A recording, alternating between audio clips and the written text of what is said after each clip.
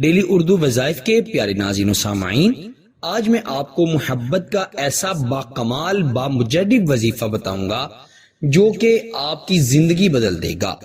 اگر آپ کسی سے بے انتہا محبت کرتے ہیں اور وہ شخص آپ سے محبت نہیں کرتا، اگر آپ چاہتے ہیں کہ محبوب آپ کے ناز نخرے اٹھائے، آپ سے بے لوث محبت کرے اور اتنی محبت کرے جس کے آپ حقدار ہیں، تو آپ اپنے محبوب کی تصویر کو دیکھتے ہوئے اس وظیفے کو پڑھیں۔ انشاءاللہ وہ آپ کا تابع دار ہو جائے گا، وہ آپ کا غلام بن جائے گا، آپ کا دیوانہ بن جائے گا۔ رات کو سونے سے پہلے کسی بھی وقت یہ وظیفہ پڑھ سکتے ہیں۔